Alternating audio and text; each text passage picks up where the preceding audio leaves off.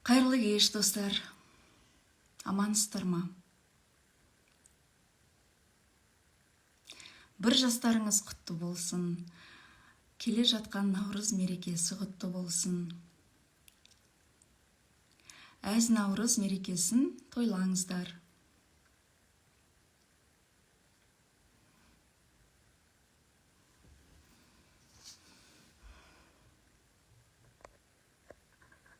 Сұрақтар өте көп.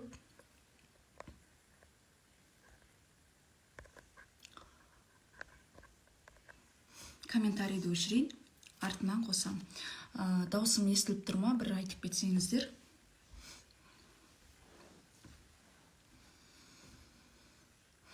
Гүлнұр ханым, қалыңыз қалай? Даусым естіліп тұр ма?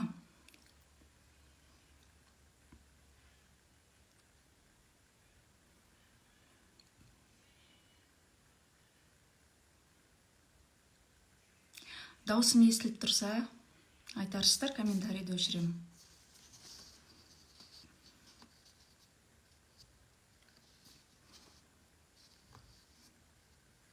Естіліп тұр, я? Жақсы.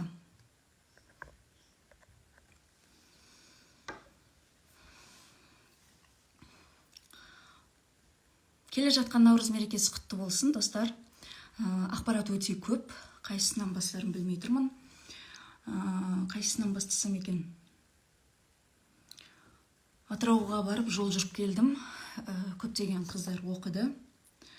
Және ақпарат өте көп. Бірінші кезекте айтарым, биыл Наурыз мерекесін тойлатыңыздар. 21 Наурыз, 22 емес, 21 Наурыз күні тойлатыңыздар. Тойлағанда енді отбасында Наурыз көже пісіріп, туған туысқандарыңызды шақырып, қазақша киім міндетті түрде оюлы болсын, сіздерге айтып жатқан нәрсе. Биылғы Наурыз ерекше болайын деп тұр, және айт деп жатыр, тойлатсын деп жатыр. Неге дейсіздер ғой? Өйткені 21 Наурыз күн мен түн теңелетін күн. Жаңа ғана ақпарат күттім. Күн мен түннің теңесіп, ғайыптың жерге түсуі, кері қарай айналады жер шары. Күн мен түн орны алмаса, тағы бір жыл, тағы кері айналып, шиыршық елестейді, кішірейіп барып, үлкейіп жатыр дейді. 21 Наурыз ол күн мен түннің теңелетін уақыты, және су құйғыш дәуірі, өткеннен бері айтып жүрген сіздерді дайындап, толық кіреді, жаңа дәуір кіреді. Ескі дәуірмен мүлдем қоштасып жатырмыз. Осы уақытқа дейін дінде айтып келген ақыр заман деген ол болуы мүмкін. Және осы 21-нен кейін жан жақта түрлі жағдайлар болады. Еш қорықпаңыздар, бәрі жақсы болады. Адам жаны үшін, сіздің жаныңыз үшін өте талас болып жатыр.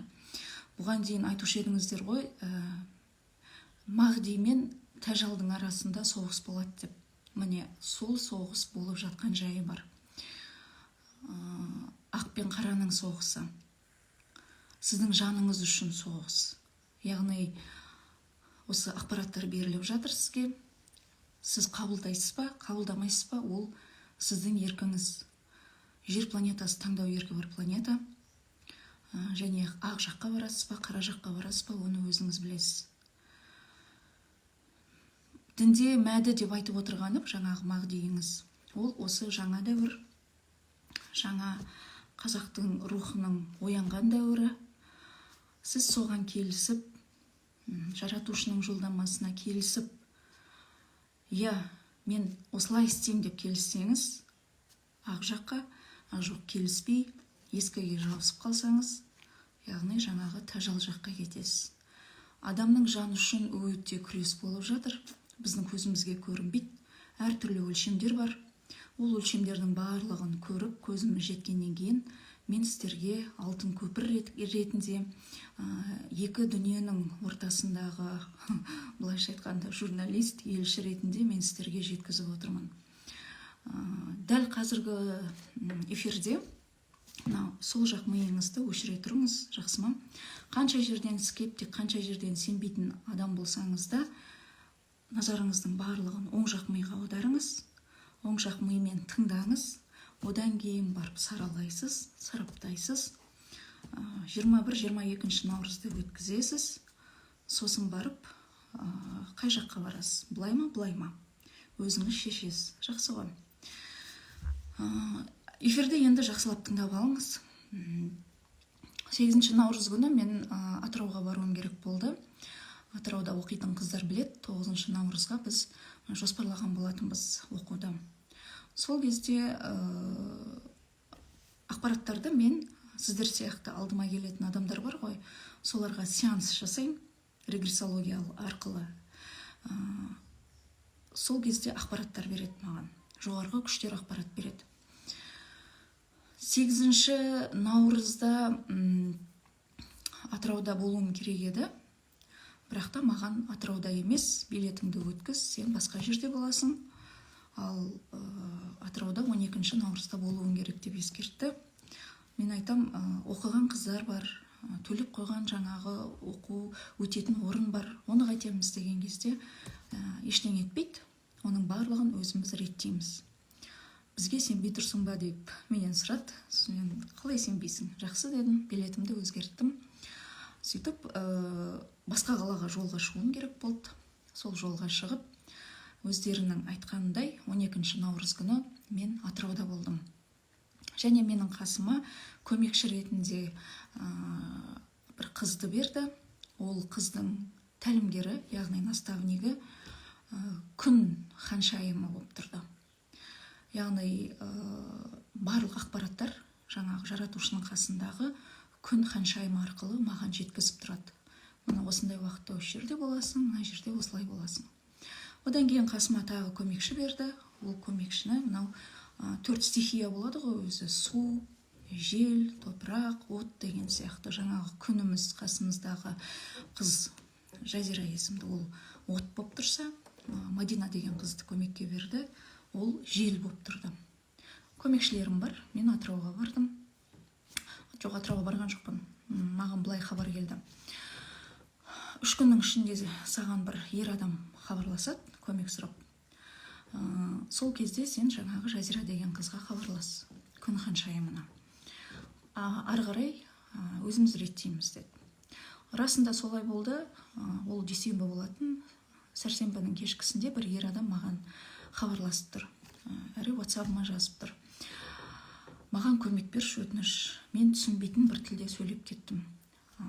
Қазақ тілінен бөлек тағы бір тілде сөйлеймін, бірақ мен өзім түсінбеймін. Оны сұрап жаңағы шіркеуге бардым, ол жерден де қуып шықты. Көмек сұрап мешітке бардым, ішінде жын бар деп ол жерден қуып шықты. Одан кейін зікіршілердің ортасына бардым, сопылардың. Олар да жаңағыдай бірдеңелер айтты. Қысқасы мені түсінбеді. Сені байқаймын, осындай тақырыпты қозғап жүрсің, мүмкін сен маған көмек көрсете алатын шығарсың деп менен сұрап, содан кейін бірден түсіне қойдым, сол кісі екен. Жаңағы Жазира, яғни күннен келген қызға хабарластым. Осындай хабарласып тұр. Мына ер адам, не істейміз? Жақсы, сен Атырауға барасың ғой, Атырауға алғызамыз. Атырауда сабағым басталды, бірінші күні сабақ өткізіп жаттым. Жаңағы үлкен кісі екен, ата. Келді, поездан түсіп келді. Жаңағы күн ханшайымы бар, Жазира, үшеуміз отырмыз. Не болар екен деп мен отырмын. Жан-жихан парақшасына жақсылап жаздым ғой осы оқиғаны. Сөйткен кезде кәдімгідей ана бөлмеде үлкен вибрация болды. Стенаға дейін дірілдеп кетті, жер сілкінген сияқты. Енді Атырауда жердің сілкінбейтіні белгілі ғой, тау жоқ жақта. Сосын күн ханшайымы жаңағы Жазира айтты: Жанат ханым, мен сеансқа жатам ғой деймін, терапияға. Регрессологияда білесіздер ғой, регрессологияны неше уақыттан бері айтып жатырмын, зерттеген шығарсыздар. Адамның миы тета немесе дельта состояниеде жұмыс істейді. Сөйтіп ол қыз жатты, жаңағы ата қасымызда отырды. Ата айттым, кәне, қай тілде сөйлеңіз. Түсінбейтін тіл, мүлдем ондай жоқ тіл. Өзінен өзі сөйлеп кеткен ғой. Сөйтіп ол кісі сөйледі. Сөйлеген кезде бір мезгілде ана Жазира арқылы жаратушы сөйледі. Өте бір сондай, тіпті қандай сезімде болғаным сөз жетпейді. Қолыма қаламмен қағазды қалай алғанымды білмей қалдым. Бір жағынан көзімнен жас ағып жазып отырдым. Бұл жолдама болатын. Қазір мен сіздерге оқып берем. Жақсылап түсініп алыңыздар. Жақсы көрем бәріңді, махаббатпен жараттым. Ұзын жол салдым, жолдарыңды жарық қылдым. Әртүрлі кейіпте келдім, Исада болдым. Жақындасым дедім маған, алайда алыстадыңдар, саттыңдар мені. Енді төртеуінде жоқ қыламын. Енді мені қағбадан, мешіттен, шіркеуден емес, жүректеріңнен табасыңдар. Молда, шіркеулерсіз, сөйлесесіңдер менімен. Өту керексіңдер осы жолдан. Бәрі теңеседі. Тау мен суды теңестіресіңдер. Өзім келдім, өзім айтам. Алланы ренжіттіңдер, жаратушы емес ол. Алла деп істеместі істедіңдер. Яғни Аллаху акбар деп неше түрлі бомба жарат білгендерін істеп отыр ғой, соны айтып тұр. Пайғамбарды қинадыңдар, Исаны шегеледіңдер. Олар арқылы жақындай ма десем, тіпті алыстап кеттіңдер. 4 дін, 4 кітапты 4 құблаға жіберем, 4 жаққа жіберем дейді. Енді төбелеріңде өзім тұрам. Бәрін орнына қоямын. Әлемге бір басшы берем. Енді жын шайтанды айтпаңдар, тыйым салам. Олар өз әлеміне кетті, өз басшылары бар. Пайғамбарлары тұр төбелерінде, араласпаңдар, араластырмаңдар. Жын шайтанды шақырып әуре болмаңдар. Мен іздеп тасқа бармаңдар, табынбаңдар, құлатамын қағбаны. Адаспаңдар, жол салдым. Пайғамбар ренжіп тұр, мені түсінбеді деп. Дәуір жаңарды, ескіге жабыспаңдар. Молдалар мешіттен шығады, шығарамын, басындағысын шешеді.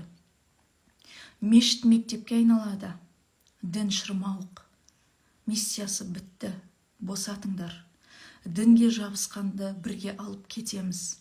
Шешіңдер жүректегі құлыпты. Беріңдер орынды жаратқанға.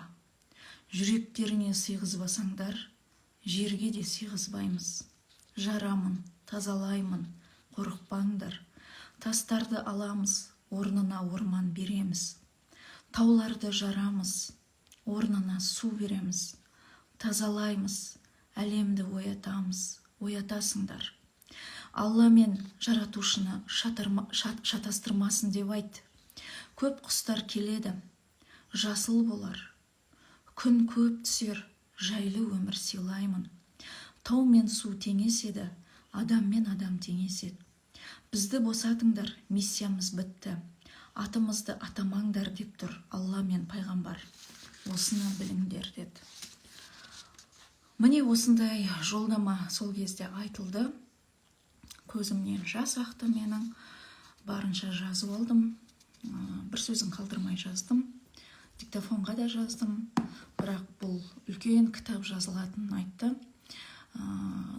Халыққа түсінікті болу үшін қысқа ғана жеткіздім деді.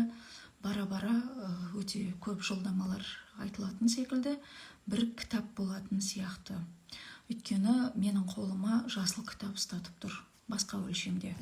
Рухтар әлемінде мен ғалам кітапханасындамын. Сол жерде менің қолыма жасыл кітап ұстатқанын айтты. Яғни осындай жолдамалар өте көп болады. Қараңыздар, жаңағы жолдаманы аға сөйлеп жатқан кезде ол тілді адам емес, тіпті басқа өлшемдегі періштелер де, басқа өлшемдегі тіршілік иелері де, бізді адамды бәрі көреді ғой. Олар да түсінбейтін тіл. Енді жаратушының өзі әдейі ана кісінің аузына салып тұр. Сөйтіп жазира арқылы маған жеткізді. Жазираның тән арқылы сөйлеп маған жеткізді. Ол тек қана ата емес, басқа да адамдар арқылы енді маған жеткізетін болады. Бұл жолы енді ағамыз арқылы жеткізді, және жаратушы рахмет айтты, адасып кетпей, жаңағы әртүрлі діннің соңынан кетіп қалмай, аман есен біздің алдымызға келгеніне ол ағаға рахметін айтты. Сонда жазираның көргені былай дейді: жаратушы жап-жарық нұр болып тұрды дейді.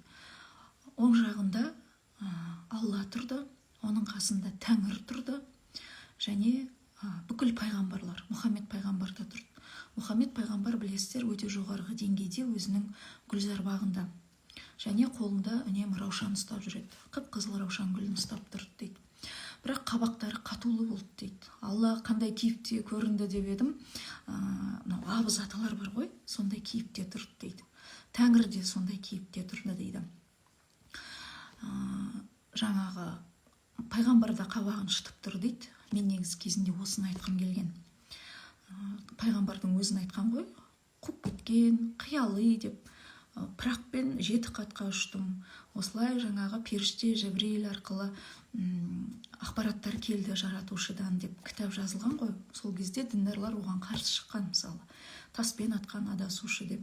Тура сол оқиға қайталанып тұрғандай қазір. Менің айтқым келгені, жаратушыны жүректеріңнен іздеңдер деп сол кезде айтқан, бірақ мені түсінбеді дейді. Менің атымды бұрмалап, неше түрлі нәрсені істеп жатыр адамдар дейді. Алла да қабағын түйіп тұр. Мені босатыңдар, ауыздарыңа алмаңдар. Біз ескі дәуірде дінмен бірге болуымыз керек болды, бірақ сендер Аллаху акбар, Алла деп білгендеріңді істедіңдер, жаратушыны мүлдем ұмытып кеттіңдер. Мені ұятқа қалдырдыңдар деп тұр, былайша айтқанда. Сендер зерттеген жоқсыңдар дейді. Құранда түсінбедіңдер дейді. Не үшін Құранда мысалы жаратушы, Тәңір, Алла деп неге бәрі тізіліп тұр? Әдейі ол деген сіздерге формула ғой, подсказка. Ешқайсыңыз деген жоқсыңдар. Бәрі бір нәрсе ғой деп, жүректерің тас болып қалған, тек қана ішінде ақша қарайып кеткен дейді. Алла тағаланың өзі сөйтіп айтып тұр. Алмаңдар мен аузыма. Жаратушының алдында ұят болды, мен миссиям бітті. Діннің де миссиясы, пайғамбардың да миссиясы бітті. Таза күйінде осы жіберіңдер деп тұр. Көнбейсіңдер ма? Былайша айтқанда басқаша болады. Жаратушы жерде, сол күні мен жаздым, далаға шығыңдар, жаратушы жерге түскен күн. Әр жүректің қасында тұр, әр жүректің қасында тұр. Жүректерін адамдар ашпайды дейді, қарайып кеткен, тас болып кеткен. Қастарында тұрым дейді. Ескіге жабысып алған, жаңағы дін шырмауық деп отқаны сол. Ескіге жабысып алған. Басқаша сөйлейді, әрекеттері басқаша. Жүректері мен ниетін мен көріп тұрмын ғой дейді. Кім жүрегіне кіргізер екен деп қарап тұрмын. Жүректерін ашпайды дейді. Болды, ескі дәуір бітті. Жүрегіне мені сыйғызбағанды мен жерге сыйғызбаймын деп тұр. Әзірге 21 наурызды күтіп тұр. 21 наурыз өте қазақ үшін, қандай айтсам екен, биылғы наурыз ерекше болады. Тойлатыңыздар, қазақша киім киіп, наурыз көже пісіріңіздер, дайындалыңыздар. Жоғарғы өлшемде наурызды, 21 наурызды өте күтіп тұр. Өте бәрі рухтар, қазақтың рухтарының бәрі күтіп тұр. 21-нен кейін өте көп оқиғалар болады. Әзірге Қазақстанды былайынан қоршап тұр. Өткенде де айттым ғой, жасыл оюмен қоршап тұр. Ортасында мынандай шаңырақтың белгісі бар. Ал анау алаштың белгісін айтқан түні, мен эфирге шығып айттым, және сіздердің бәріңіз зерттеп кеттіңіздер ғой. Сол кезде Қазақстанның үстінде осы белгі тұрды, бүйтіп әдемі болып. Енді мынандай сұрақ тууы мүмкін. Неге қазақ? Басқа ұлттар деген бұрыннан дамыған, оянған, осы ақпараттардың барлығын олар 10-20 жыл бұрын айтқан. Енді неге сен қазақ дейсің? Неге сен рух, жан, тәнді айтып жүрген кезде рух ұлтқа бөлінбейді дейсің да, енді кеп қазақ деп сайрап отырсың деп айтуларыңыз мүмкін. Осындай сұрақ бар. Біз рухтың көзқарасымен қараған кезде, рух, жыныс жоқ, рухта ұлт жоқ. Бірақ жерге біз миссиямен түсеміз ғой. Сол кезде әр ұлттың иерархиялық, эволюциялық заңдылықтары болады. Ұлттың кармасы болады. Біз қазір қазақ болып түстік қой, бекер түскен жоқпыз. Мынау қарап отырған 2000-нан аса адамның барлығы жерге түсетін кезде үлкен миссиямен түсті. Мен осы переход кезінде балық дәуірінен су құйғыш дәуіріне өтетін дүбірлеген кезде мен жерге келемін, қазақтың рухын көтеремін деп келдіңіздер. және ең қызығы, тағы да сол жақ миды қоспай, оң жақ мимен тыңдай тұрыңыздар. Бүкіл батырлар, бүкіл әулиелер, бүкіл алаштықтар тарихта болған. Тіпті басқа ұлттағы тарихта болған. Мықты-мықты. Клеопатраң бар, Пушкин, Есенин, тарихта қалған ақын жазушылар барлығы қазақ болып келген ғой. Түсініп отырсыздар ма? Қазақ болып келген және қазақ әйел болып келген. Бәрі жерде жүр. Соңғы мына 2-3 күннің ішінде прям қатты ақпарат өте көп келіп жатыр, және кезекпен билер табылды. Әйтеке би, Қазбек биді мен Атыраудан таптым. Төле би енді келе жатыр. Төле биден алатын ақпаратым көп. Сосын батырлар, Қабанбай, Райымбек, Алпамыс, батырлардың бәрі жүр. Ендігі кезек алаштықтар деді. Шәкәрім келді.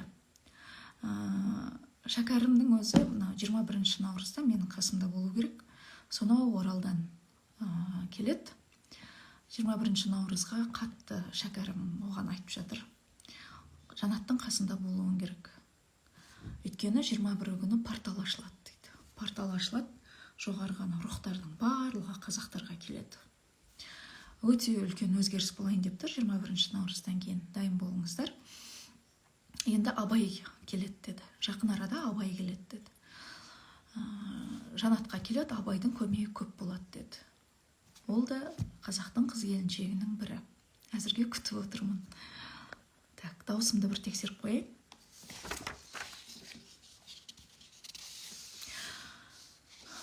Даусым естіліп тұр ма?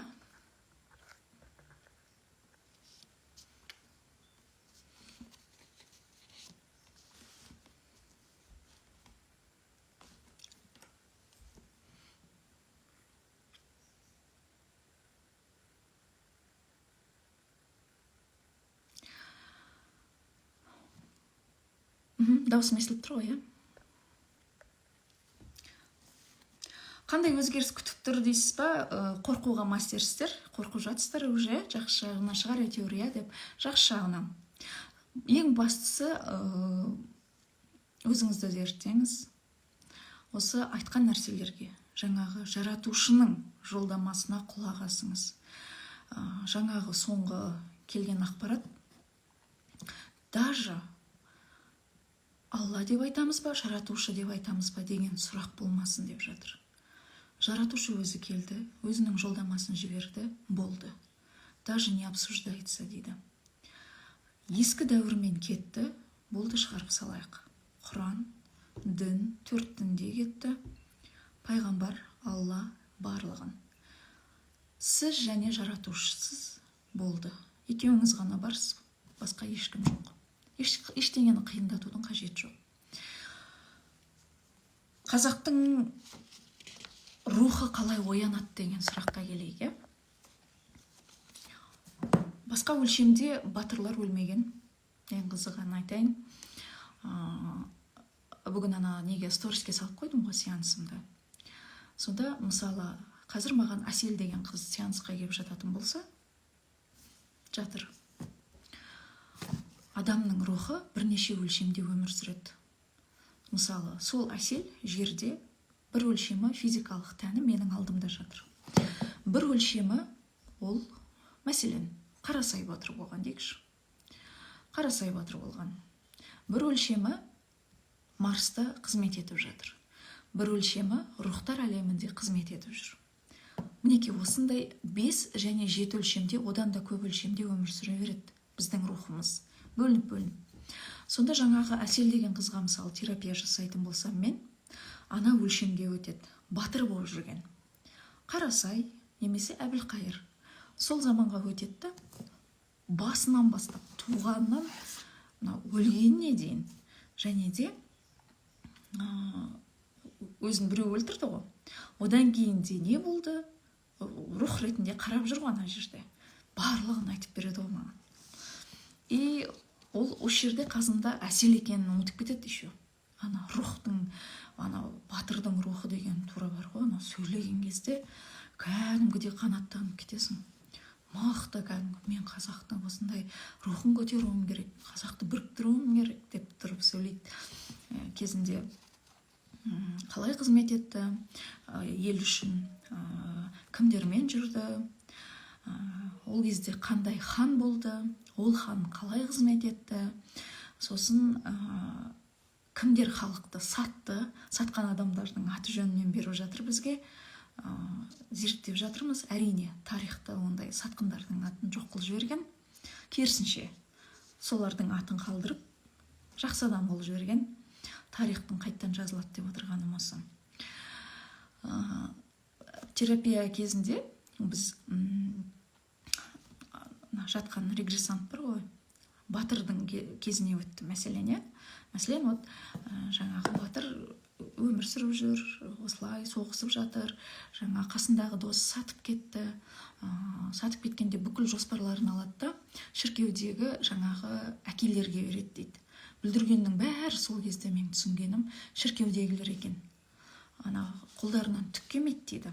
Бүкіл біздің жоспарымызды ұрлап, осы сатқындар соларға апарып беретін дейді. Тіпті керек десеңіз, сол кездегі құжаттардың барлығын біз ақтарып айтып отырады, мен жазып отырам. Қалай ұрлады және қандай хаттар жазылды, соның барлығын айтып беріп жатыр. Одан кейін маған осылай біреу қастандық жасамақшы дейді. Одан не істеді сосын деп.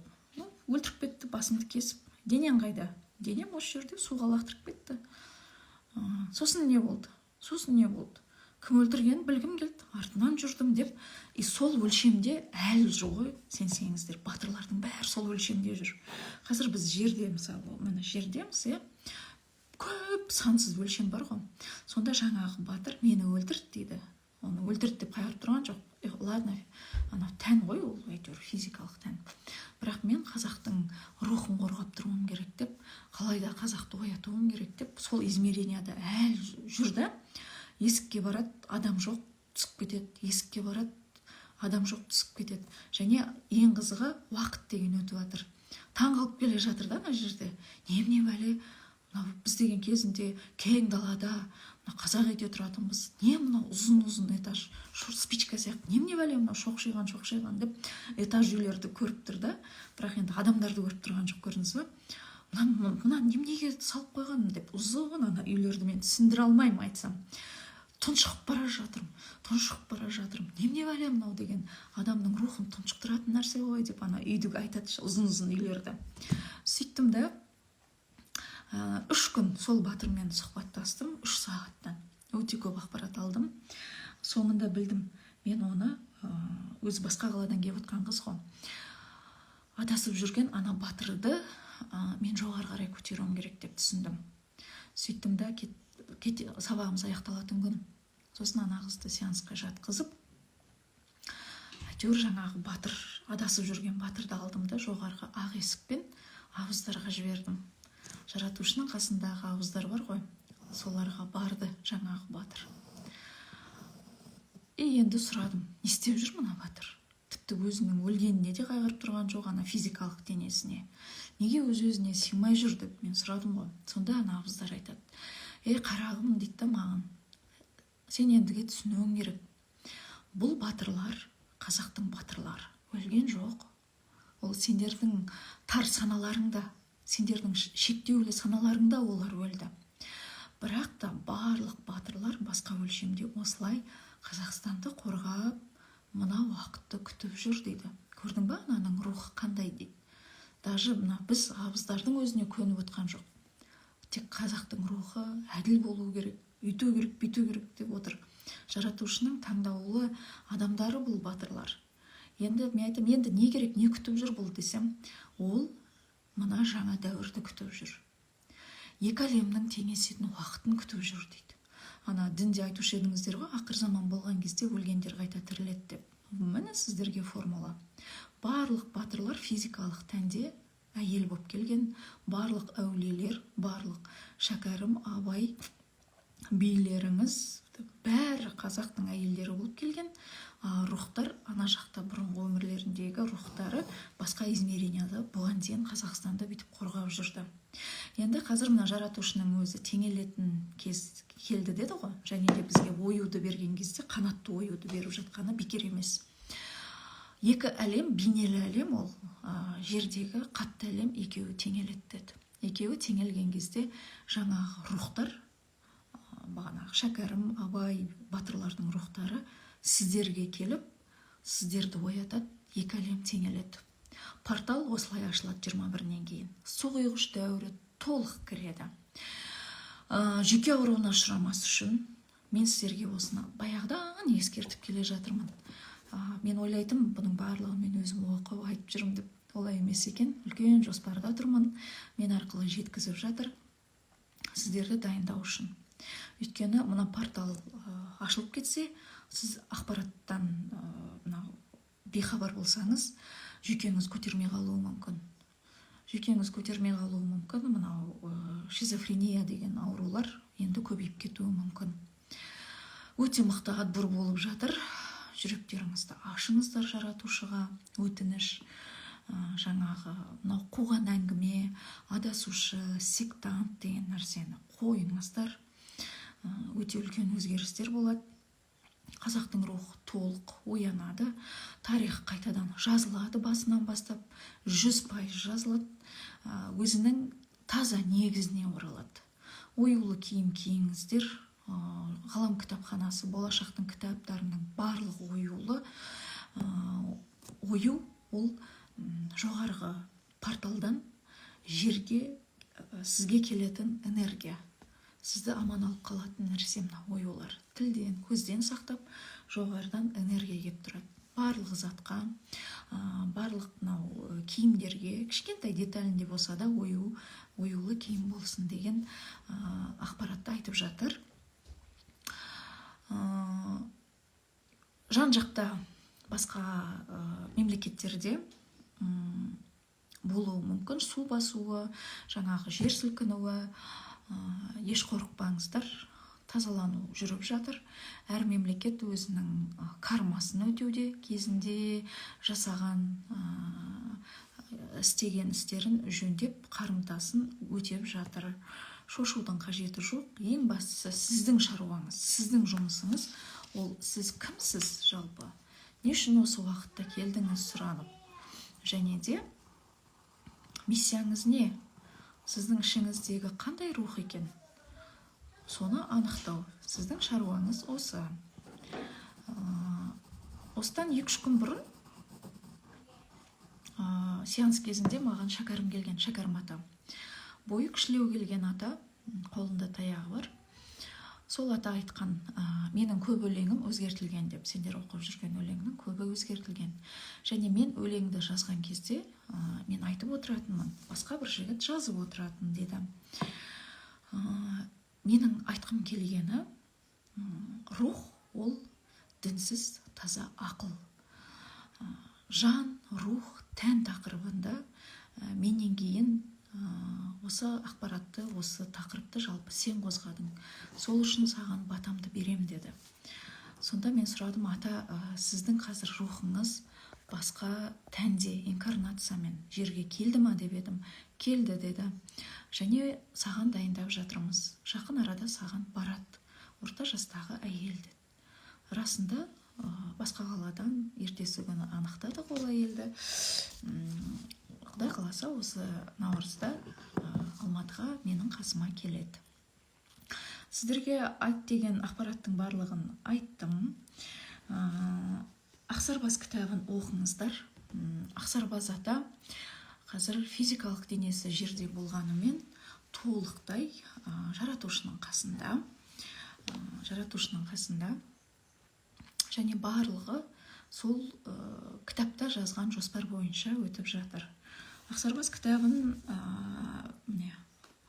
орысша кітап, қазақшасы бар. Қазақшасын тағы да типографиядан шығарып жатырмын. Екінші кітабы Тәңір жауынгері. Атаның айтуы бойынша бұл кітапты жер бетінде түсінген әлі бірде бір адам жоқ. Енді түсінесіңдер деді. Сондықтан оқыңыздар. жаратушының қасында жаңа ақсарбас бірге тұрды. Сол кісінің жоспары бойынша барлығы іске асып жатыр. Ал жын шайтанды ауыздарыңа алмаңдар, жын шайтанды атамаңдар деп жаратушының айтқаны, жаңағы соны көрген Жазира айтады, Сүлеймен пайғамбар келді дейді. Сүлеймен пайғамбар келді де жаңағы қараларды домалатып алып кетті дейді. Ауыздарыңа алмаңдар, сенің ішіңде жын сөйлеп жатыр, сені үйтіп жатыр, сен сондай жынсың деген сияқты нәрсені мүлдем айтуға тыйым салам деп тұр жаратушы. Өйткені сендер айтқан сайын, сендер олардың өз әлемі бар, оларға араласқан сайын олар елеңдейді. Мені шақырып жатыр, мен мына жаққа керекпін деп сіз аузыңыздан шыққан бетте сізге қарай тартылады дейді. Шаруаларың болмасын, ескі дәуірмен кетті. Балық дәуірі мен сіздерге айтушы едім ғой, түнек дәуірі деп. Ақ пен қара қатар жүреді. Қазір ақ жарық дәуір келді. Және ол қаралар болу керек болды жалпы патриархат дәуірінде. Балық дәуірінде солар толықтай билікте отырды. Дәуірдің өз қара ғой, соғыс, жаңағы билік, жер үшін талас, бір-бірін өлтіру, адамда сол үшін де туу көп болды. Жаңағы соғыста жасақ көп болу керек болды. Жер үшін таласта жаңағыдай жалпы мемлекеттерде адам көп керек болды ғой. Сол үшін туу да көп болды. Кезінде апаларымыздың 13-14 баланы туы ол бекер емес. Ал енді жаңа дәуірде жаратушы сипатты өте мықты әулиелер өмірге келеді. Енді уже әйелдерде овуляция 5 жылда бір келетін болады. Және оның өзі 5 әйелдің бірінде ғана. Біз енді осознанно баланы сұраған кезде дайындалып сұрайтын боламыз. Және ол мықты әулиелер болашақ аналарын дайындап жатыр. Сол үшін қазір жаңағы батыр, әулие, әмбиелер жерге инкарнацияда әйел болып келген. Балық дәуірінде біздің бәріміз ер адам болып келдік. Батырлар, жаңағы билер болып. Ал сұғылғыш дәуірінде әйел болып келдік. Өйткені жер ананың вибрациясын көтеру керек. Жер ананы ояту үшін. Қара дәуірден ақ дәуірге өту үшін. Жаңағы түнектер, масондар осындай SMS жіберіп жатыр, қорқытып жатыр деп бір-бірлеріңізге жазып жатсыздар ғой. Ондай болады, мән бермеңіздер. Оларда енді қазір билікте санаулылар қалды, бірақ әлсіреді. Рептилдар, масондар деп айтып жатсыздар ғой. Олар кетеді толықтай. Қазір енді жердегілер барынша жабысып жатыр, неше түрлі ақпарат жіберіп, сіздерді қорқытып, бірақ күштері жоқ. Кетеді олар. Кетпейтін болса кетіреді. Ал қазақтың рухы көтерілетін болады. Әлемдегі бірінші тіл қазақ тілі болатын болады. Қазақ өзінің мықты болатынын айтсақ, бірінші очередь басқа ұлт емес, сіздер сенбейсіздер. Сіздердің миларыңызға қазақ надан, қазақ дым білмейді деп ұйықтатып тастап, әбден сендіріп тастаған. Уақытша ұйықтатып қойды. Десерт деген болады ғой. Мысалы, тамақ ішкен кезде қазақты десертке қойды. Бүкіл адамның эволюциясы, адамның өмірден кезеңдері бар ғой, балаң кезеңі, эволюциялық кезең, орта жас кезеңі, сөйтіп дана болған, кемелденген шағы болады, раушан гүл сияқты бұған дейін айтып тұрдым ғой. Сол бағанағы раушан гүлдің сабағы сияқты тікенек жапырақ кезеңдерінде қазақты уақытша ұйықтатып қойды да басқа ұлт, басқа мемлекеттің барлығы дамыды. Қазақты уақытша куполаға алып ұйықтатып қойды. Енді қайтадан жаңағы басқа измерениядағы атойлап жүрген батырлар, әулие, рухтар бар ғой. Солардың барлығы енді Қазақстанға бетіп кеп тұрды. Басқа ұлт, басқа мемлекеттер өзінің кармасын жайлап өтей беретін болады. Жаңағы неше түрлі жер сілкінісі, вулкан атқылау, тау мен суды теңестірем деп жатқандары сол жердің астындағы расалар бетіне шығатын болады. Ал қазақтарды жаңағы 21 наурыздан кейін портал ашылып, бүкіл әулие, бүкіл батырлардың рухтары полностью жерге, сізге келетін болады, сізді оятады. Сондықтан жүйкеңіз көтеру үшін қазір дайын болыңыздар. Осыған сіздерді дайындады. Не үшін ауырып жүрдіңіздер? Не үшін бастарыңыз қысып, мына жақтарыңыз қысып, сүйектеріңіздің бәрі солқылдап жүрді? Дайындады денсаулықтарыңызды дайындат осыны көтеру үшін. Өйткені ол өте жоғары вибрация. Ана жақтағы вибрация мен мына жақтағы жердегі қатты вибрация, ол қатты дене дейді ғой, екеуі екі бөлек. Енді екеуі бірігетін болады. Осы уақытқа сіздерді дайындап жатыр. Ғажайыптар бола береді. Әу баста өзі хассақ, бірінші ұлттың бірінші негізі болған ғой хассақ. Содан кейін барып кете берген ғой ассақ, руссақ деп. Бірінші кезекте міне қазір қазақтарды куполада ұстап, осылай оюмен бітеп тұр. Және толықтай сіздерді оятады. Жаратушының өзі жерге түсіп, Атырауға келді ғой өткенде, жерде жүрмін деп. Енді жолдамасын жолдай беретін болады. Қазақтар толық оянып, жердегі өлшеммен басқа кеңістіктегі рухтар әлемі болсын, бейнелі әлем, жаңағы өткен өмір, басқа өлшемдерде біздің пір бекеттер сияқты ұшып жүре беретін боламыз су құйғыш дәуірінде. Содан кейін барып жаңағы басқа ұлттар, басқа мемлекеттер өздерінің кармасын өтеп болғаннан кейін оларды да жайлап оятады. Хассақтардан кейінгі жер ананың ядросы тоқтап тұр, уақыт керісінше жүріп жатыр дегеніміз осы. Түсіндіңіздер ғой? Так, сосын қандай ақпарат алдық? Одан кейін қысқаша айтып кетейін сеанста. Қыз жібектегі Төлегенді Бекежан өлтірмеген.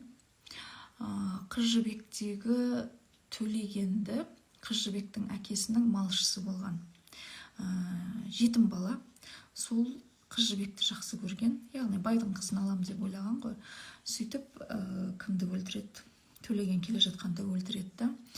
Бекежан көмекке келеді. Көмекке жүгіріп келе жатады. Сол кезде мына жігіт ауылға барып, ана жақта Бекежан Төлегенді өлтіріп тастапты, қыз жібекті қызғанып деп өсек таратады. Бірден ана ауылдағылар келіп Бекежанды ортаға алады. Ал жаңағы жалшы, аты Жүсіп қой деймін, халықтың бәрін қарсы қойып Бекежанды өзі ататын қылып ұйымдастырады да Бекежанды да өлтіреді. Екеуін өлтіреді. Бірақ та жібекке үйленем деген ой болған еді, бірақ жібек оған күйеуге шықпайды. Мына негізінде ақиқат осындай болған еді. Осы сияқты бүкіл тарихтар шетінен жазыла береді. Ақ қарасын енді ажырататын боламыз. Так, посланияның бәрін сіздерге айттым, жолдамаларды.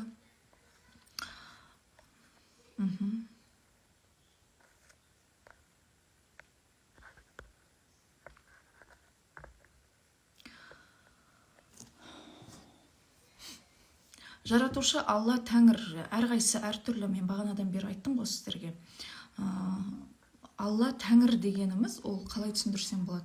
Жаратушы президент болатын болса, Алла Тәңір дегенді жаңағы премьер-министр, жаңағы депутат деп айтсақ болады. Оң қолы, сол қолы. Әр дәуірге сай. Балық дәуірінде, мәселен, қараңғы дәуір болды ғой, ақ пен қара қатар жүреді. Қара жоқ жерде ақтың ақ екені көрінбейді. Және рухтар қарадан өтіп шыңдалу керек, кемелдену үшін. Опыттан өту керек. Балық дәуірінде полностью жер планетасын жаңағы қаралар басып алды. Түнектер басып алды. Дию дейсің ба, жаңағы дьявол дейсің ба, жаңағы шайтан дейсің ба, оның барлығы действительно жерде болды, ескі дәуірде. Жаратушының қалауымен ол болу керек болды. Енді қараның ішінде бір ақ нәрсе болу керек қой жалпы. Сол үшін жаңағы пайғамбарларға кітап түскен. Дін сол үшін керек болған. Сол дін арқылы жаратушыға жақындау керек болған. Адамды тәртіпте ұстау керек болды. Және соны жаңағы Алла тағала өзі басқарып отырды. Кейін не болды? Кейін діннің өзін толықтай жаңағы қап-қаралар басып алып,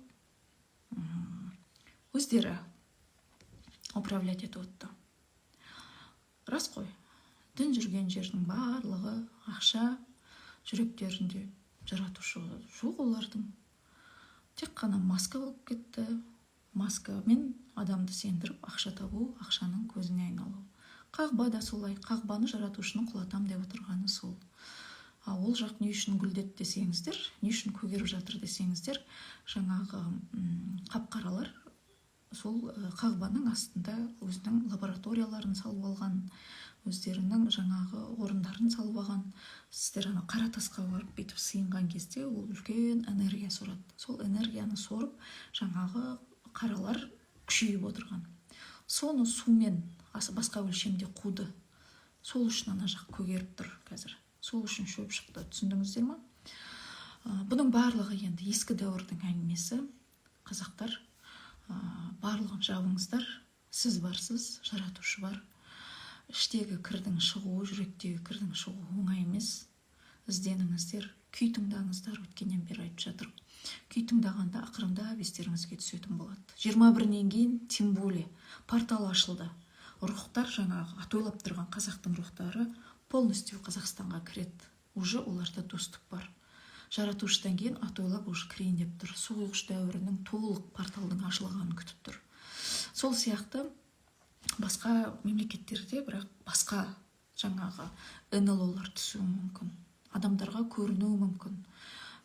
Кішкене мынау не ақиқат, не өтірік екенін сіздер ажырата алмай қалуларыңыз мүмкін. Көріп жатсыздар ғой неше түрлі видеоларды. Бұлттардан, аспаннан неше түрлі нәрселер көрініп жатыр. Осыған сіздерді дайындап жатыр. Басынан бастап біз айтып бастадық қой. Жан, рух, тән әңгімесін бастадық. Сіздер уже рухтың өлмейтін бөлшек екенін, жанның басқа өлшемдерде жаңағы жүре беретінін, тән ол өзіңіздің скафандр, уақытша инкарнациямен келетініңізді білдіңіз. Жайлап мынау регрессология арқылы адамның сол высший я рухымен сөйлесуге болатынын, бұрын кім болғанын білуге болатынын, адамның өлмейтін рухы, реинкарнацияның бар екенін ақырындап білдіңіздер. Одан кейін мынау 9-шы өлшемдегі жаңағы үркерліктер, илахимдер туралы білдіңіздер. Ақырындап мен арқылы жеткізіп жатыр. Маған айтады, сен ойлама, сен өзің сөйлеп жатыр деп. Жоқ, артыңда қазір 1040 батыр тұр. Біз сөйлеп жатырық сен арқылы, халыққа біз жеткізіп жатырық. Алтын көпір болып жатырық дейді. Қасымдағы қыздардың барлығында портал ашылған, прямой сөйлеседі жаңағы. Күн ханшайымы, неден Атыраудан ай қосылды, жаңағы жел бар, тағы 6 қыз бар, бәрінде портал полностью информацияны маған жеткізіп отырады. Жалпы қай жерде не болады, қалай болады, кім мен туралы не айтып жатыр, олар кімдер, оның барлығын жеткізіп отырады. Бірақ именно менің өзімде, сол жаратушының өзі айтты, саған қорғаныш қойдық. Ештеңке естімейсің, сенің санаң өйткені көтермей қалады. Еститін болсаң, көретін болсаң, сенің санаң көтермей, халыққа жеткізетін миссияң айдылада қалады. Сол үшін кәдімгі суық ақылмен жеткізіп отырасың деді. Бірақ ай қосылды біз арамызға, айдың энергиясы, яғни Атырауға мен келген кезде жаңа оқитын қыздардың біреуі, соның айдың рухы сол қыздың бойында екен. Көмекке тағы бір келген рух, ай апа деймін ол кісіні. Оң жағымда күннен келген қыз бар, және айдан келген қыз бар. Екеуі қазір көмекте, екеуі жүр. Енді 4 стихия қосылады. Осылай жер ана жаңаратын болады. Осындай ғажайыптар болып жатыр, достар. Қандай информациялар аламын, нені айту керек деймін сіздерге, жеткізіп отырамын. Жаратушының жаңағы жолдамаларын ақырындап шетінен жазып жатырмын осылай. Менің ойымша ол бір кітап болады. Қай жерде не болатынын алдын ала ескертіп отыратын секілді. Тағы қандай сұрақтар бар еді? Айтатын тағы не бар еді? Алқаңыз не белгі дейді. Болашақ Қазақстанның туының белгісі. Қандай болатынын да көрсетті бізге. Алтын түстес оюын да көрсетті. Неге еркектер емес, әйелдер болып келіп жатыр дейді. Өйткені қараңыздар. Өйткені жер ананы біз көтеруіміз керек. Жер ананың вибрациясын көтеруіміз керек. Сол үшін бүкіл жаңағы мықты кемел рухтар әйел болып келді жерге. Өткен дәуірде, балық дәуірінде біз бәріміз еркек болып келдік. еркек болып келдік, қазір әйел болып келіп жатырмыз. Және еркектер андай, еркектер әлсіз демей ақ қойыңыздар. Еркектер ол әйелдің санасынан туылады. Сіз оянасыз ба? Сіз өзіңіздің жан тәніңіз, рухыңызбен бірге ма? Еркектер, күйеуіңіз автоматом өзгеріп кетеді. Мен сізге гарантия беремін. Кешегі былжырап жүрген немесе қызғанып күн бермей жүрген күйеуіңіз алдыңызда кәдімгідей алақаныңызда ұстайтын болады. Олардың да жүректерін ашып жатыр. Сосын бір байқағаным, мынау арамызға жаңа күн қосылды ғой, енді күннің энергиясы қосылып тұр да. Біздің бойымызға анандай қасиет беріп жатыр. Ештеңеден қорықпайтын, басыңа шығармайтын. Өйткені менің өзім мінезім негізі жұмсақтау өмірде. Қыздар біледі ғой. Көңілін қалдырмаймын, біреу адасушы, сектант деп айтып жатса, жарайды, бопты, түсінбеген шығар деп отыра беремін. Бірақ соңғы кезде жаңағы күн, ай, басқа стихиялар қасыма қосылған кезде қазақтың анандай бір кезінде рухты болған ғой қазақтар, басына шығармаған. Кәдімгідей жаңағы батырлардың әңгімесін тыңдап отырсаң, кіріп келген кезде жаңағы орыстардың шіркеуінен жаңағы әкелер отырады, басқа ұлттан да отырады, киноларда отырушы еді ғой. Аналар бірден сескеніп қалады да. Айтады ғой, өздері мыштиған кішкентай, менің бойым 3 метр, мен кіріп келген кезде қатты қорқады менен депші. Батырлардың әңгімелері сондай. И сол рухтар келе жатыр. Сіздердің де бойларыңызда енді сондай батырлық оянады. Басыңызға ешкімді шығармайсыз. Қазір мен өзім де сондай оянған.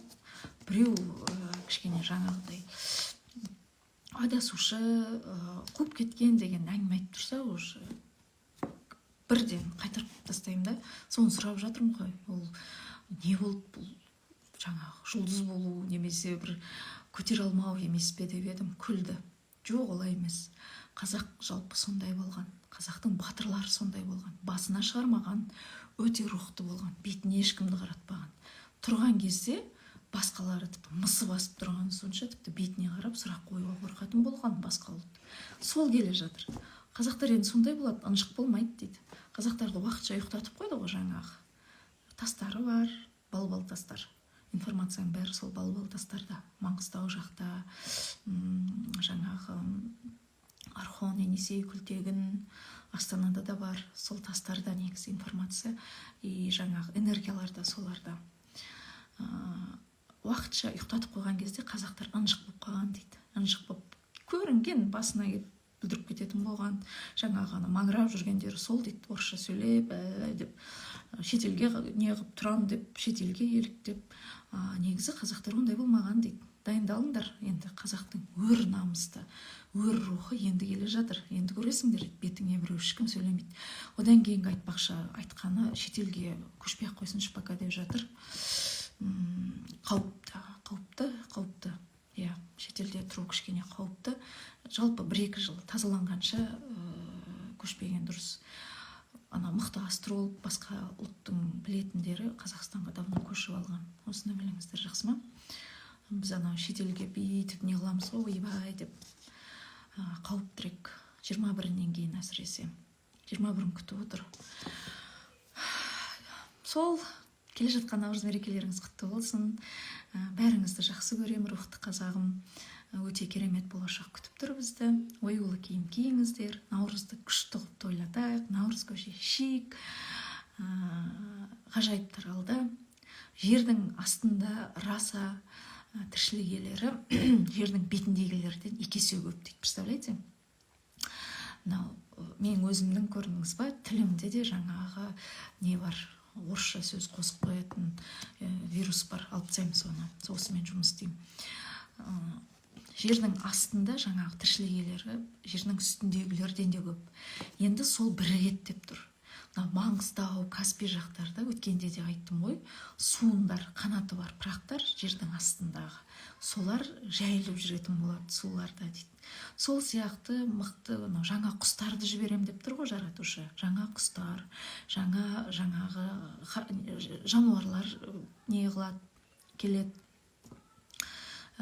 Егер менің сөзіме сеніп, мені жүрегіме кіргізсеңдер дейді жаратушы, өте ғажайып керемет болашақ мен сендерге беремін дейді. Және жаңағыдай болашақта возраст дегенде болмауы мүмкін. Уақыт, жаңағы адамның жасы, кәрі, жас деген нәрселерді біз уақытша бердік. Енді болмауы мүмкін. Бұл нәрселер 1 жыл тире 7 жыл арасында болатын нәрсе. Қазақстанның рухани жаңғыру 2030 деп қоюы да бекер емес. Нұрсұлтан Назарбаевқа жоғарғы күштер өзіміз осы санды қойғыздық деп айтып отыр. Және оның белгісі де шексіздіктің белгісі негізі. 2030 деген сол белгі. 7 жылдың ішінде өте үлкен өзгерістер болады. Біздің туымыздың өзгеруі, жалпы мемлекет басшылары жоғарғы күштермен бірігіп отырып болашақты жасайтын болады. Уже оларда доступ бар араласуға. Биліктегілерге араласып, былай істейсің, былай жүресің деуге енді доступ бар. Алғыс айтыңыздар осы уақытта өмірге келгеніңізге. Неше уақыттан бері күттіңіздер, сіздің рухтарыңыз прям сұранып келді да, үйтем, бүйтем деп. Сөйтіп сұранып келген кезде қазір болмайтын нәрсені айтып, депрессия, анау-мынау деп отырғандарыңыз болмайды. Жоғарғы рухыңыздан ұят болады, тәлімгерлеріңізден ұят болады. Тыңдаңыздар, оң жақ миларыңызды тыңдаңыздар. Түйсік деп айтып жүрсіздер ғой, түйсік емес, ол түйсік деген қасыңыздағы періштелеріңіз, тәлімгерлеріңіздің подсказкасы. Дінде де адамның қасында 7 періште жүреді, көзінде де андай-мындай деп айтады ғой. Соның барлығы жаңағы сіздің тәлімгерлеріңіз қасыңызда топырлап жүрген. Ол тәлімгерлер 3-ден 16-ға дейін жүре береді. Миссияңыз жоғары болса, олар өте көп болады. Миссияңыз көтерілген сайын тәлімгерлеріңіз ауысып тұрады қасыңыздағы. Сұрақ бар ма?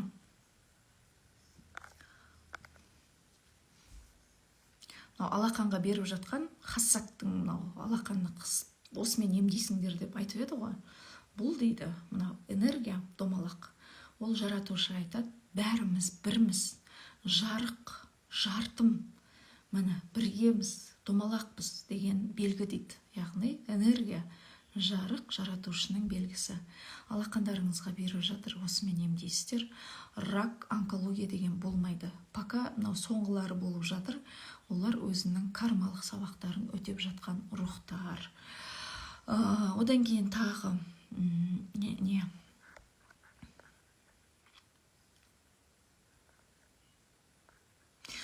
бастырылуға қатысты техниканы орындаңыздар, үйді тазалайтын техниканы. Сосын жатқан кезде қасыңыздағы тәлімгерлеріңізбен сөйлеспейсіздер ғой, сіздер ұйықтап қаласыздар. Тәлімгерлеріңізге айтыңыздар, мен қазір ұйықтам, физикалық денемді қарап жатыңдар деп. Не істеп жүр олар шуырып? Өздеріңіз сенбейсіздер, сөйлеспейсіздер. Сосын олар былай ана жақта сіздермен байланыс алмай жүр, бірдей цифраны былай жіберіп, айт деп мен шұқылап. Мына жақта сіздер жүрсіздер деп. Тыңдаңыздар, өздеріңіз тыңдаңыздар, оң жақ түйсіктеріңізді тыңдаңыздар. Не айтқысы келіп тұр? Бірдей цифрамен не айтқысы келіп тұр? 11, 11, 12, 12 көрдіңіз ба? Гуглдан ашыңыз. Не білдіреді мынандай бірдей сан? 11, 11 не білдіреді? Қасыңыздағы тәлімгеріңіздің беріп тұрған сізге подсказкасы. Байланысыңыздар. 21-нен кейін портал толық ашылған кезде сізге өтіп, сізге уже сөйлесе алады сізбен. Сондай кезде мен шынданып кеттім деп ойламаңыздар. Алдын ала дайындап осылай ақпарат беріп жатыр қой.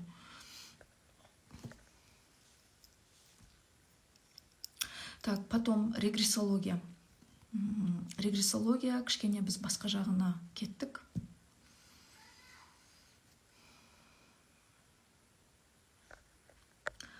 Регрессология, тіпті орыс тілді регрессологтардың өзі мені түсінбей жатыр. Бұл деген қазақтар үшін уақытша құрал болып тұр. Ана өлшеммен байланысатын уақытша құрал ретінде өте әдемі жеткізді. Біз басында регрессология ілім деп кірдік, енді болашақта регресс болмайды. Әр адам өзі байланысып, жерде физикалық денесі осылай болады, рухы басқа өлшемдерде ұшып жүре беретін болады. Мөңкей, майқы, жаңағы қорқыт, одан кейін кім? бекет айтушы еді ғой, мында ана ұшып жүре беретін болған. Қожа Ахмет Яссауи, ол да сондай болған.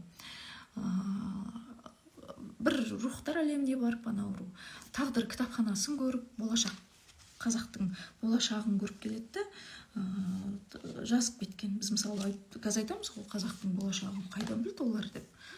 Ғалам кітапханасынан, тағдыр кітапханасынан көріп келеді. Сол сияқты боласыздар сіздер, әрқайсыңыз. Егер осыны қабылдасаңыздар, осыны түсінсеңіздер, өзіңіздің жүрегіңізді тыңдасаңыздар, жаңағы жаратушы айтып тұр, ескіге жабыспаңдар, айналаңды жақсы көр, айналаңды қабылда, бірінші рухтың көзқарасымен қарада, миссияңа кіріс, жүрегіңді тазала, өкпе, реніш, жаңағы көре алмау, ондай нәрсенің бәрін алып таста. Қасыңыздағы күйеуіңізді жек көріп отырсыз ба, қабылдай алмайсыз ба, бірден ойланыңыз. Рухтар әлемінде сіз екеуіңіз келісіп келдіңіз. Сізді шыңдау үшін ол жаңағы осылай сізге көрсету керек. Сіз қабылдаған кезде жаңағы энергетикалық жіп үзіледі. Түрлі техникаларды, келісім шартты жою техникасын, үйді тазалау техникасын, одан кейін жаңағы бастырылудан сақтану техникасын өткеннен бері айтып жатырмын ғой. Сол сияқты техникаларды жасаңыздар. Тағы да көптеген техникалар тұр. Сіздерге айтайын десем, әзір уақыт емес дейді. Қазақтар кішкене оянып алсын, түсінбейді ана техникалардың өзін жасап жүрген жоқ дейді. Қалай өзгерту керек, қалай бұларға түсіндіріп айту керек, енді береміз деп тұр. Сол кезде мен сіздерге сол техникаларды айтатын болам, беретін боламын. Және қазақтың қыз-келіншектерінің көбінің тағдыры оңай емес. Өйткені сіз қараңыз, әсіресе батырлардың, мен байқаймын, батыр көп келген, және бұрынғы өмірде батыр, басқа өлшемде жаңағыдай терісіне сыймай жүрген. Осы өмірде келіншек қыз болып келген әйелдердің тағдыры оңай болмайды екен. Бала күннен зорлық көруі мүмкін, бала күннен жаңағы қиындық көруі мүмкін, әке-шешесінен айырылып, немесе күйеуге шыққаннан кейін қорлық көруі мүмкін. Неге ондай болады десеңіз, оның энергиясы жоғары ғой, рухы сыймай тұр ішіне. И соны уақытша жаңағы соған жұмсау үшін қиын тағдырды беріп қойған. Қиын тағдырды беріп, мен соны зерттеп, соны біліп байқадым да. Солармен пока алыса тұрады, күйеуімен, жаңағы өзінің кішкентай кезінде болған нәрсесімен, энергиясын соған шоғырландырып жүрген кезде, мына жақтан осы уақытқа жетеді, жаңағы батырлық өзінің рухы бірігеді, сөйтіп барып жарылады ғой. 21 наурыздан кейін барлығы осыны күтіп тұр. Сосын тағы да оюға қатысты. Жалпы менің өзім кезінде айтушы едім ғой, бизнес жасаймын, жаңағы киіммен айналысамын деп ешқашан ойлаған емеспін деп. Өзім осы отырғанда ине жіп дұрыс қолыма ұстай алмаймын. Бірақ осымен айналысуым керек болды деді. Неге десем, бірінші Қазақстан бойынша қазақтарға сен оюлы зат беруің керек болды. Мейлі ол арзан болсын, мейлі қандай болсын, сынасын мейлі. Бірақ ол адамның қолына бірінші оюлы сен затты жіберуің керек болды дейді. Кошелек болсын, камзол болсын. Сол кезде ана адамда уже энергия бар. Сөйтіп барып осы уақытта сол оюлардың арқасында жаңа портал ашылып жатыр ғой. Сол кезде ол үйде де, ол адамда да жаңағы оянып кетеді дейді. Сол үшін оюлы киімдерді саған эфирге кигізіп, оюлы заттарды сатқыздық деп айтып отыр. Ғажайып, былай айтсам ертегі сияқты. Естілмей қалды ма не?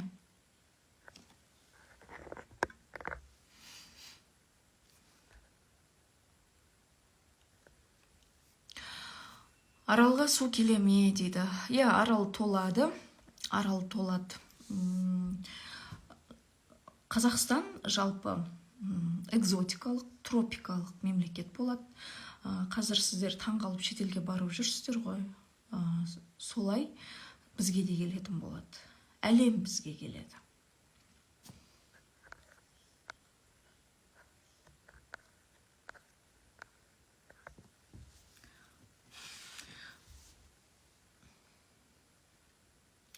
Депрессияға түсе берем дейді.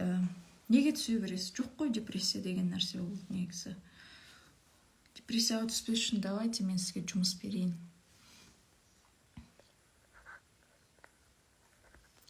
Намаз оқымайсыз ба дейді. Намаз оқымаймыз ба дейді. Оны енді өзіңіз білесіз, бірақ намаз оқитындардың соңғы поколениясы осылар. Оразаны енді өзіңіздің денсаулығыңыз үшін көріңіз, ашыққан былай денсаулыққа пайдалы. Тозақ жұмақ жоқ десем,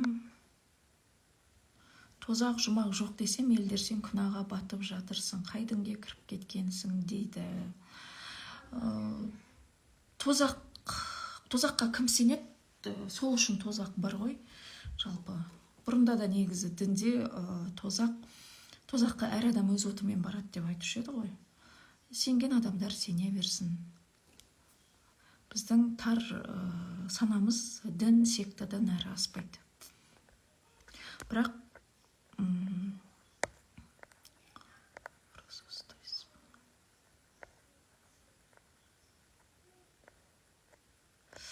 книга знания кітап келді. Сіз айтқанның бәрі жазылған дейді. Білім кітабы ма? Білім кітабы, білмеймін ішінде не жазылғанын. Бірақ енді ол кеңес бермесем аса оқуға. Жүрегіңіз тыңдаңыз енді.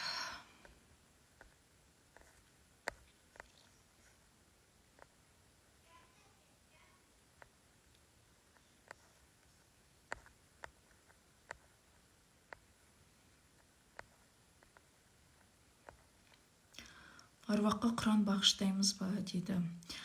Ол міндетті түрде жұма күні емес, кез келген күні жеті-шелпек пісіріп есіңізге алсаңыз болады. Бірақ Құранды қазақша оқи беріңіз, оны арабша оқудың еш қажеті жоқ. Сізді телеарна бағдарламаларға шақырып жатқан жоқ па дейді. Әзірге маған барма деді. Ол жерде ештеңе жоқ. Олар әлі түсінген жоқ деді. Кішкене жарық жіберейік ол жаққа, сосын баратын кезде айтамыз деді.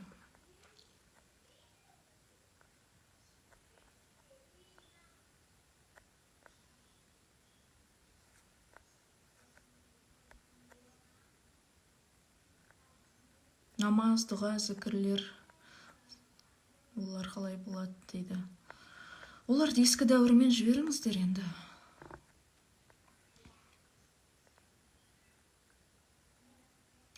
Ақсарбас кітабының авторы жайлы айтсаңыз дейді.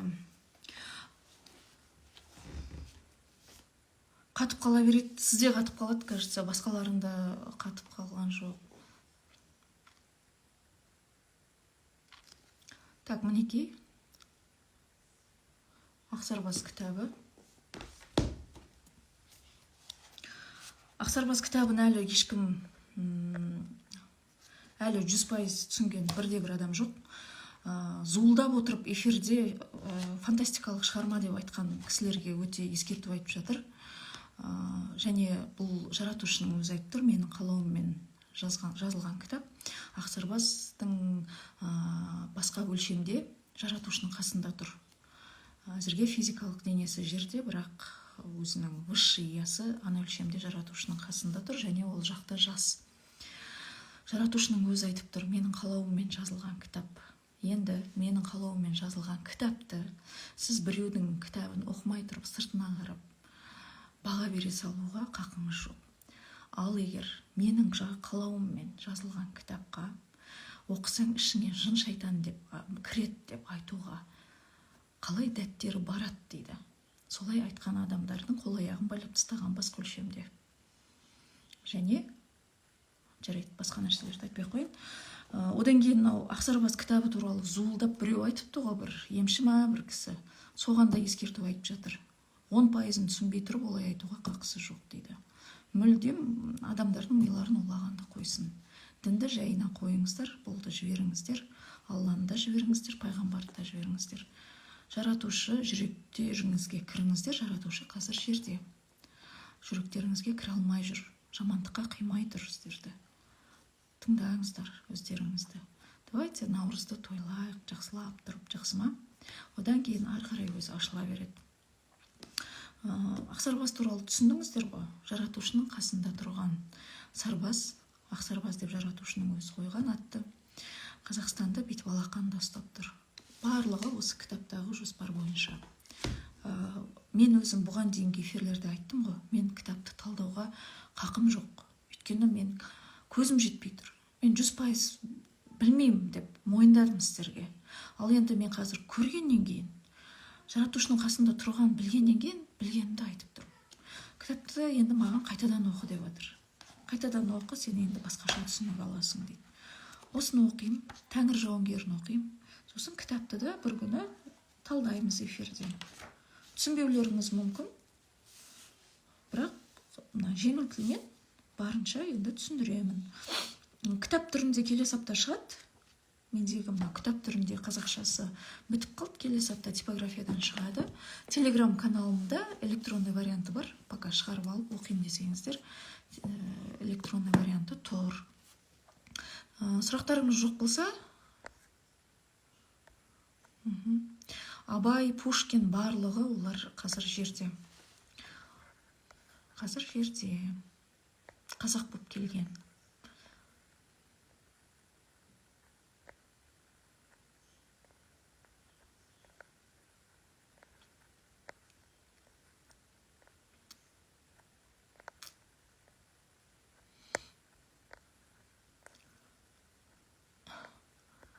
Сіздер қатты қорқады екенсіздер, мынау сұрақтың барлығы қорқыныш қой. Өлгеннен кейін өйтіп қалмайын ба, бүйтіп қалмайын ба. Қазір өмір сүрсеңізші, сіз қазір өмір сүрмей тұрып, өлгеннен кейін не болатыны какая разница? Қазір өмір сүріңіз. Рухыңыздан сұрақ қоя ма, қоймай ма, бәрібір емес пе?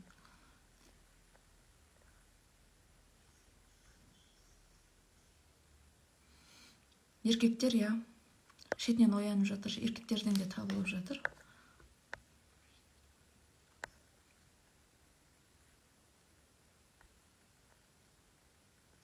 Жаратушы өз жаратып, өзі кіре алмай жүр деген қалай дейді.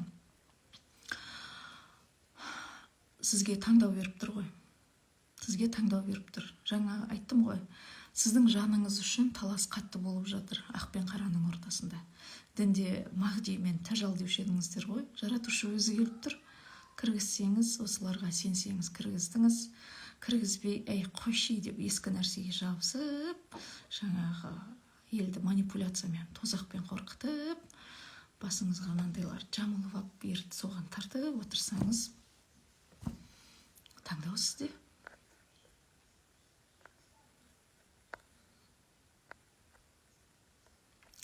Районның наурызын ұйымдастыру маған жүктелді.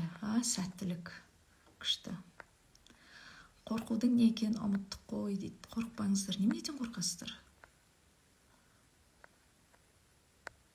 Аллаға мадақ, пайғамбарға салауат айтушы едік, ол жағы қалай болады? Мазалай бермеңіздер, Алла вообще менің атымды атамаңдаршы деп тұр. Мүлдем мен жайыма қалдырыңыздар, кеттім мен ескі дәуірмен бірге деп тұр. Осы нәрселерді мен енді сіздерге ойдан шығарып айтуға, айтатын болса, мен білмеймін өзімнің кім екенімді. Қалай басынан айтып жүрдім ғой сіздерге, қалай бар, солай сіздерге жеткізіп жүрмін. Нені білем, нені түсініп жүрмін, нені түсінбей жүрмін, оны да басынан айтып жүрдім. Енді жаратушыға келген кезде ондай өтірік нәрсені айтпайтыным ол айдан анық. Өйткені эфирге шыққан кезде, эфирде айтылатын әр сөзді жаратушы мен айтқызып тұрам деді ғой. Сен ойлап жүрсің ба, өзің айтып, өзің ізденіп жүрмін деп? Жоқ, олай емес. Мен айтқызып тұрмын деді. Жүрегім көп ауырып жүр дейді.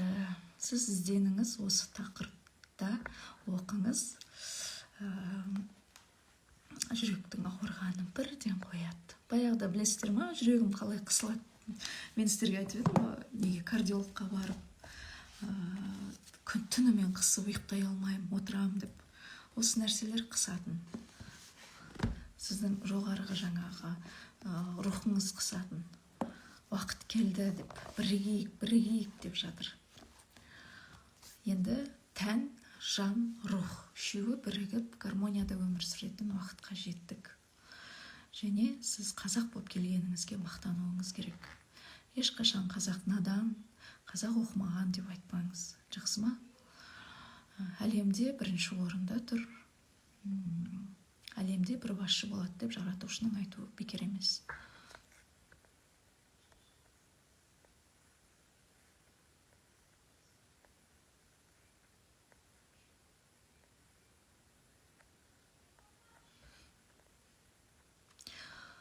Так, бұл ілім қашан келген барлығын өткен эфирде айттым. Енді уақыттарыңызды алмай ақ қояйын. Сұрақтарыңызды бар ғой, сториске сала беріңіз. Алқаңыз нені білдіреді? Алқаң шексіздіктің белгісін білдіреді. Алаш деген мағынаны білдіреді. Шексіздік, өмір мен өлім қатар жүреді деген белгіні білдіреді.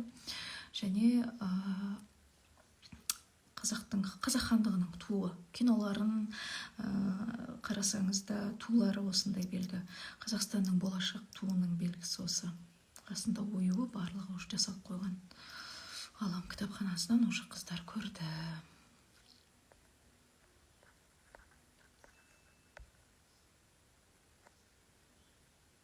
Қыздар, қойыңыздаршы болды.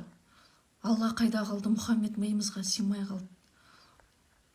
Болды, жайына тастаңыздар, жіберіңіздер. Бір сұрақты 100 рет қоясыздар.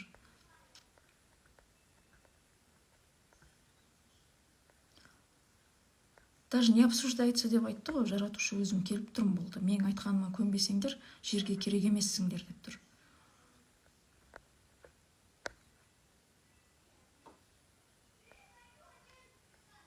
Сіздер бірінші өздеріңізді біліп алсаңыздар, зачем ол сыртты шұқылайсыздар?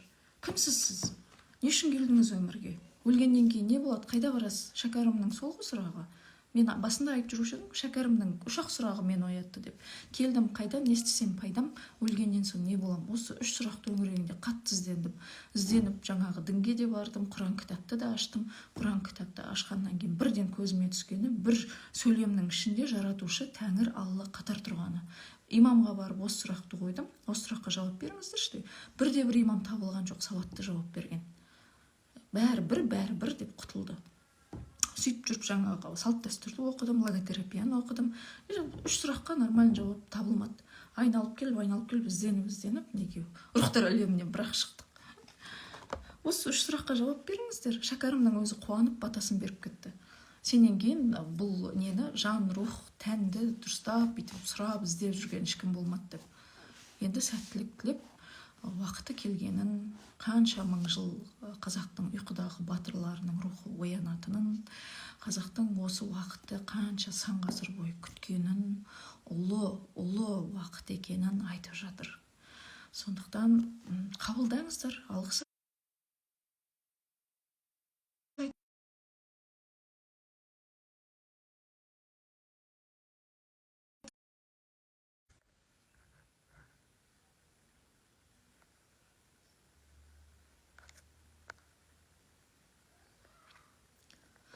Так, одан кейін регресс оқу туралы, регрессологияға оқуды маған өздері айтады. Осындай қалада, осындай адамдармен оқу өтуің керек дейді. Ол оқуға қыздар, сіздер ойлап жатсыздар, мен де оқыған қыздар, өзіміз хабарласып, Жанат ханым өзі жинап сол жерде оқытты деп. На самом деле олай емес. Негізгі ана жақтан біз алдын ала жинайды екен, жоспарлап. Мінекей осынша адам, осы уақытта, осынша адам мына қалада деп. Бір жинағандар түгел, жаңағы айттым ғой, соңғы жинағандар батырлар. Атырауда батырлар мен билер. Бір жинаған өңкей емшілер. Бір жинағандары уж алаштықтар. Бір жинағаны хандар. Осылай өздері жинап мен алдыма келеді. Сол кезде ақпараттарды аламыз.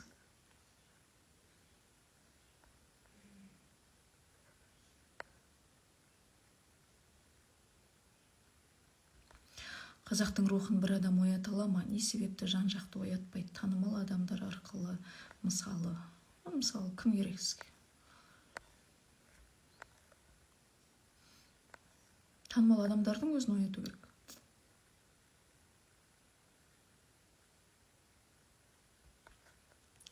Сіз сияқты жан, тән, рухты ізденіп жүрген адамдар көп. Неге сізді ғана айтты деп айтасыз дейді. Білмеймін. Келісім сондай болған сияқты. Мен өзімде таңғалып жылағаным сол жаңағы жаратушының келген кезде. Жалпы сол жақтан таңдалып келдің дедім. Осы нәрсеге біз сенбедік. Сенбей ұзақ жылағанымыз осы. Неге мен деген сияқты, қалай ол деп. Бірақ ол жақтағы келісімді біз білмейміз ғой. Жерде жадымыз жоқ деген сияқты. Таңдаулы қыздар бар. Жаңағы күннен келген рух, айдан келген рух. Біреуі ана қыз, біреуі ана қыз. Су, жел, жаңағы топырақ деген сияқты 4 стихия, 4 қыз. Барлығы бар. Олар мысалы білмейді ғой жерде, как обычно өмір сүріп жүр. Бірақ ана жақта уже таңдалып келген, жарқырап тұр. Ол жақта статустары бар, жаратушының қасында тұр. Сондықтан осы жолдама сол, құрметті қазағым. Әз Наурыз құтты болсын, келе жатқан жақсылап тойлатыңыздар. Одан кейін ақпараттар жинақтап, тағы да эфирге шығып тұрам.